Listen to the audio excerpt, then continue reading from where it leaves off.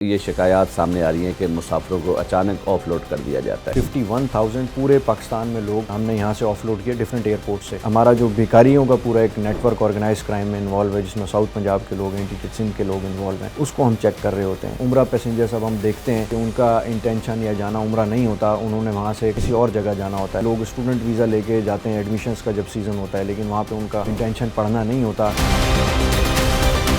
UAE نے family visas issue کرنا شروع کیے، لیکن لوگ کیا کر رہے ہیں، اس کو فورج کر کے انڈیویجول یا وزٹ ویزا میں کنورٹ کر رہے ہیں۔ یہاں سے اگر چلے بھی جاتے ہیں تو پھر UAE سے ڈپورٹ ہو کے آ جاتے ہیں، پھر اس میں پاکستان کا نام بڑا خراب ہوتا ہے۔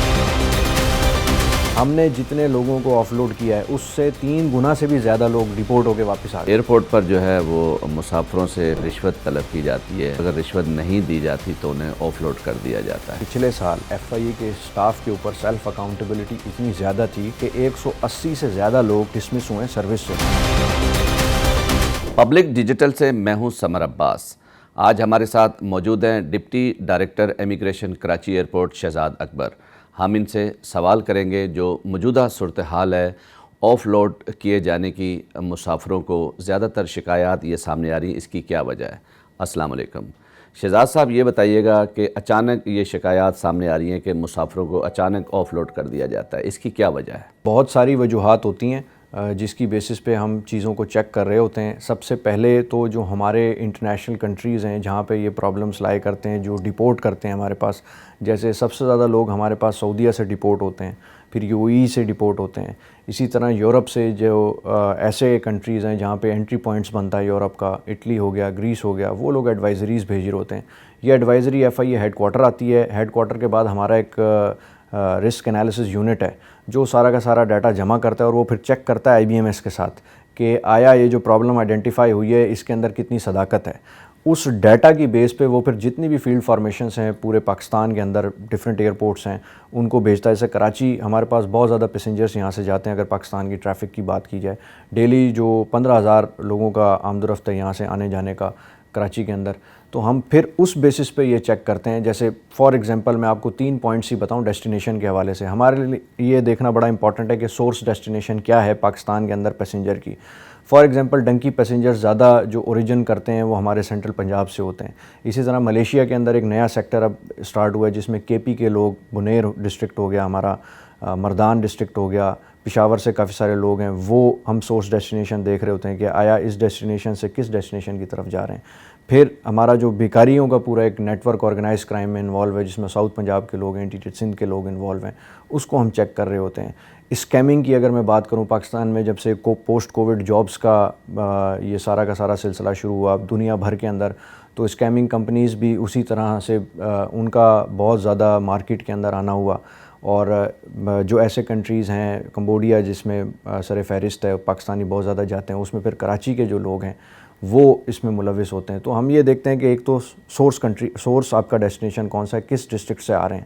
پھر ہم ٹرانزٹ ڈیسٹینیشن دیکھتے ہیں کہ آپ کس جگہ پہ جا رہے ہیں۔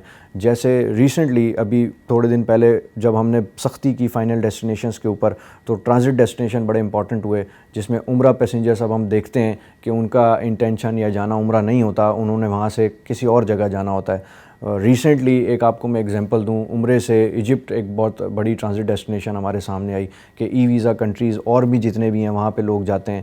سپرس میں کہوں گا اس پہ لوگ اسٹوڈنٹ ویزا لے کے جاتے ہیں ایڈمیشنز کا جب سیزن ہوتا ہے، لیکن وہاں پہ ان کا انٹینشن پڑھنا نہیں ہوتا اور آگے جاتے ہیں۔ اور لوگ ہمیں اس پہ کرٹیسائز بھی کرتے ہیں کہ دوسرا ملک آپ کو جب ویزے دے رہا ہے تو آپ کا کیا کام ہے ان کو روکنا۔ تو ہم یہی سمجھاتے بھی ہیں لوگوں کو کہ آپ نے یہ دیکھنا ہوتا ہے ویزا کس کیٹیگری کے لیے اور کس ملک کے لیے۔ تو لوگ لیکن وہاں پہ نہیں رہتے اور آگے چلے جاتے ہیں۔ تو یہ تمام چیزیں ہیں جو میں صرف آپ کو ڈیسٹینیشن کے حساب سے بتا رہا ہوں۔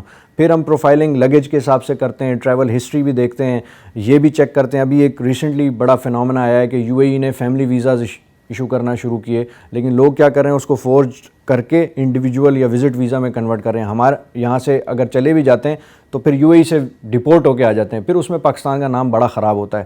تو یہ تمام چیزیں جو سوال جواب کر کے بھی ہمیں سمجھ آ رہی ہوتی ہیں، ڈاٹا کا میں نے آپ کو پورا سسٹم بتایا، اس کے ذریعے بھی چیک کر رہے ہوتے ہیں۔ تو اس کا ایک ٹیکنیکل جو ایسپیکٹ ہے وہ بھی ہم دیکھتے ہیں اور ہیومن ایسپیکٹ ہے وہ بھی دیکھتے ہیں، اور پھر اس کی بیس پر پروفائلنگ ہوتی ہے اور آف لوڈنگ ہوتی ہے۔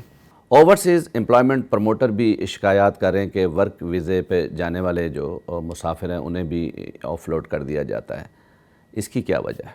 اچھا، اس میں پھر یہی بات ہے کہ جب آپ کو ورک ویزا کسی بھی چیز کا ملتا ہے تو وہ ہمیں چیک یہ کرنا پڑتا ہے کہ آیا اس طرح کی ٹیکنیکل ایکسپرٹیز اس کے پاس ہیں یا نہیں ہے۔ ریسنٹلی آپ نے دیکھا ہوگا ہمارے انٹیریئر منسٹر سر محسن نقوی صاحب نے جب انٹرویو کیا ایک ڈرائیور کا، تو اس نے کہا مجھے ڈرائیونگ آتی ہے، ایسے ہی آف لوڈ کر دیا۔ پھر جا کے جب پورا کا پورا ڈرائیونگ ٹیسٹ لیا گیا تو وہ چیز اس کے پاس نہیں تھی، نہیں اسکل آتی تھی۔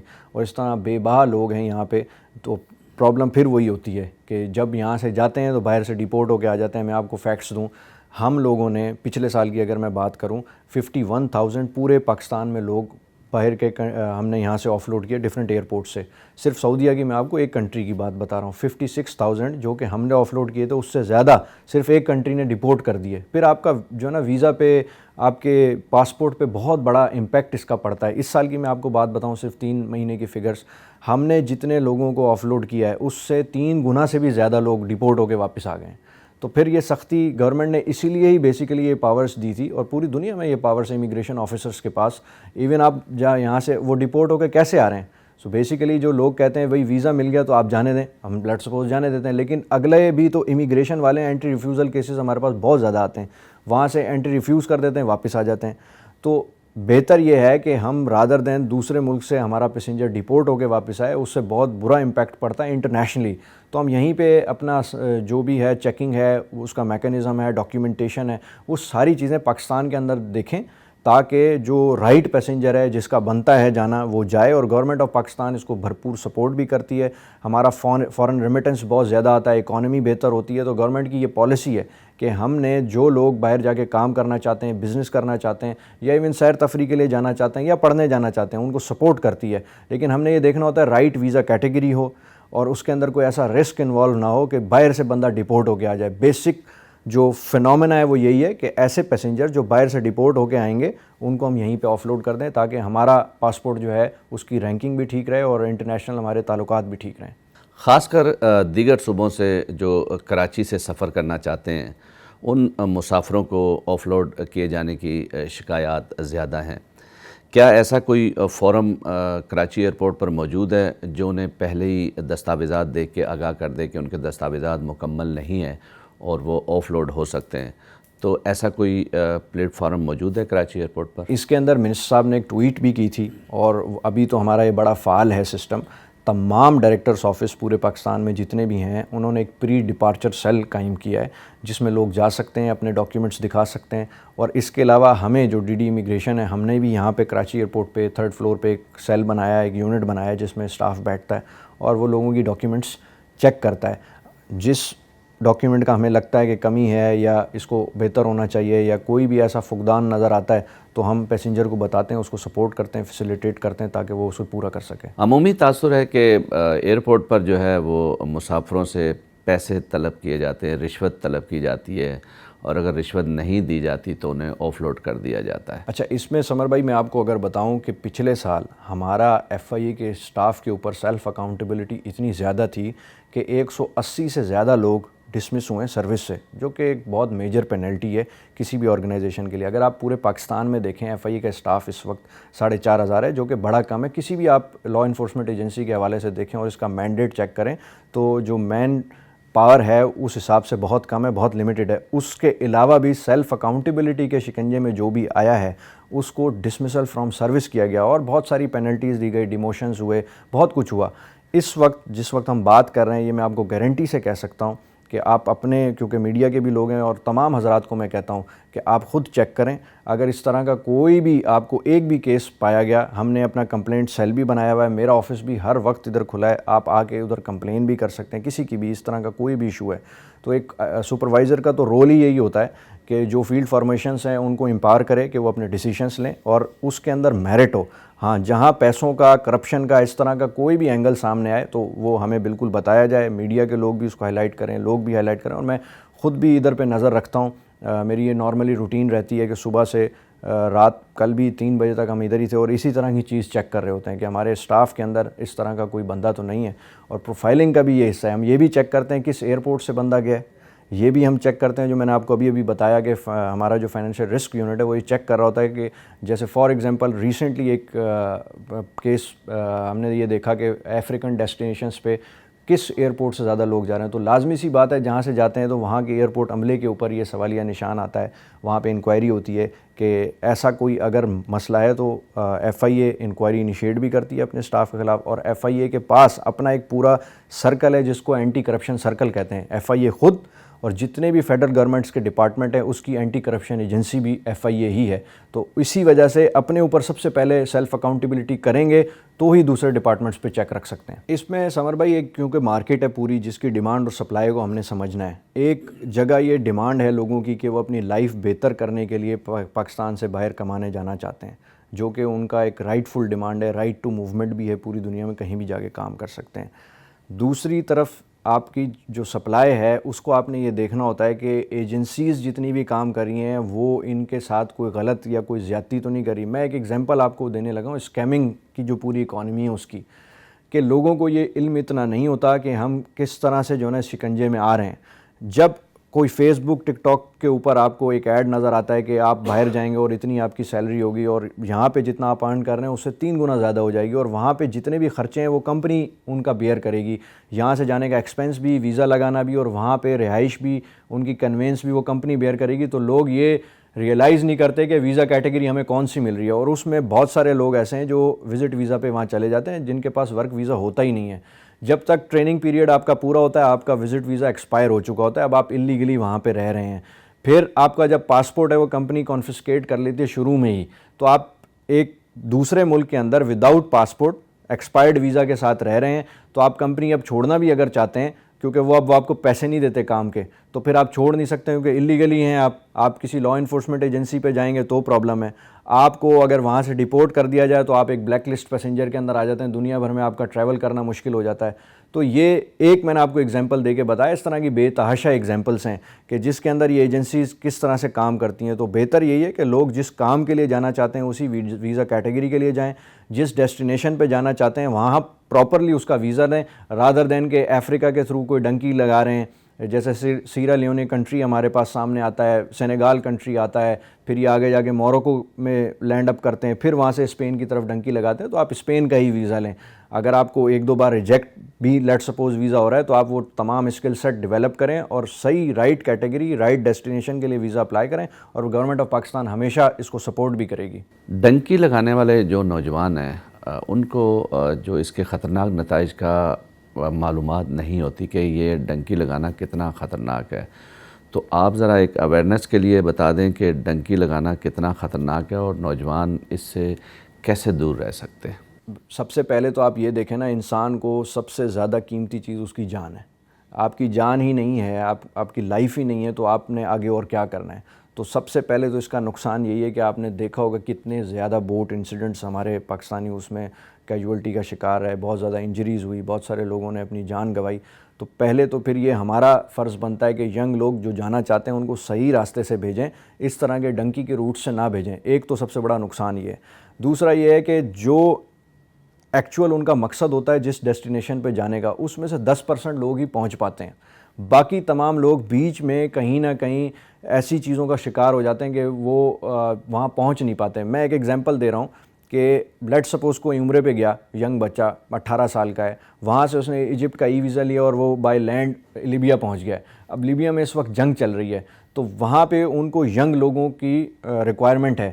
تو کئی بار ہوتا یہ ہے کہ آپ ایسے گروہ یا گوریلا فورس کے پارٹ بن جاتے ہیں, آپ جہاں جانا چاہتے ہیں وہاں نہیں پہنچتے, اور وہاں پہ آپ کی کیجولٹی ہو جاتی ہے. بہت بار ایسا بھی ہوتا ہے کہ کنٹینرز کے اندر لوگ کئی بار پائے جاتے ہیں جو ڈفرینٹ کنٹریز کے ایڈوائزریز یا وہ جب ریسکیو کرتے ہیں ہمیں بتا رہے ہوتے ہیں کہ اس طرح ہے. تو جو لوگ سمجھتے ہیں کہ سارے کے سارے وہاں پہنچ جائیں گے, ایسا نہیں ہے. لوگ کئی ہم نے یہاں پہ کیسز دیکھیں 10 سال بعد بھی ڈیپورٹ ہو کے آ رہے ہیں اور وہ اپنی ایکچول ڈیسٹینیشن یا جو ان کی انٹینشن تھی وہاں نہیں پہنچ پائے ہیں. تو یہ لوگوں کو لگتا ہے کہ جو ان کا مقصد ہے اگر وہ غلط طریقے سے جائیں گے تو وہ مل جائے گا. ایسا نہیں ہے. شارٹ کٹ طریقے سے کئی بار یہ اتنا لمبا عرصہ ہو جاتا ہے. ایون ہم نے تو یہ بھی دیکھا ہے کہ سعودیہ میں لوگ اقامہ جو ہے ان کا ایکسپائرڈ ہوتا ہے, کام کرتے رہتے ہیں, اور پھر جس دن پکڑے جاتے ہیں تو 2-3 سال کی قید وہاں الگ ہوتی ہے, اور پھر یہاں آتے ہیں بلیک لسٹ اور ہوتے ہیں, پھر ٹریول نہیں کر سکتے. بہت سارے مسائل ہیں. تو لوگ صرف ان کو دیکھ رہے ہوتے ہیں, چند لوگوں کو, کہ جن لوگوں نے یہ چیز کر لی ہے. وہ جو پیچھے 90% ہے جس کو ہم کہتے ہیں کہ جو نظر نہیں آتا, اس کو بھی دیکھنا چاہیے اور وہ ہمارا کام ہے ایز اے امیگریشن آفیسر ہم لوگوں کو بتائیں۔ بیرون ملک سے ڈپورٹ ہو کر آنے والے مسافروں کے خلاف کیا قانونی کارروائی کی جاتی ہے؟ اچھا، ڈپورٹ ہو کے ہمارے پاس جو لوگ آتے ہیں اس کی ملٹیپل کیٹیگریز ہیں۔ ایک اینٹری ریفیوزل کیسز ہیں، جن کو انٹری نہیں دی گئی، ان کو ہم یہاں سے اینٹی ہیومن ٹریفکنگ سیل بھیجتے ہیں۔ انٹری کیوں نہیں دی گئی یہ پوچھنے کے لیے آپ کو یہ پتہ لگتا ہے لازمی سی بات ہے ان کی ڈاکیومنٹیشن کا یا تو کوئی پرابلم ہے، یا وہاں جا کے ان کی ایسی کوئی اللیگل انٹینشن ظاہر ہو گئی کہ امیگریشن نے دوسرے کنٹری کے واپس بھیج دیا ہے۔ تو یہاں پہ پھر اینٹی ہیومن ٹریفکنگ سیل کے تھرو ہم وہ سارا ٹریس بیک کرتے ہیں کہ اس کے پیچھے ایجنٹ کون تھا، اس کے پیچھے مارکیٹ کون سی تھی، ایون اس میں اگر کوئی گورنمنٹ آفیشیل انوالو ہے تو ہم اس کو بھی اس پیرائے میں لیتے ہیں۔ پھر سیکنڈ یہ ہے کہ آپ کے پاس ڈرگز میں جو باہر جن کو سزا ہو گئی ہے وہ لوگ واپس آتے ہیں، اس میں بھی اسی طرح ہے کہ ہم ان کو بھی جو ہمارا ANF ہے اینٹی نارکوٹکس فورس، ان کے حوالے کرتے ہیں، پھر وہ اس کی پوری تفتیش کرتے ہیں۔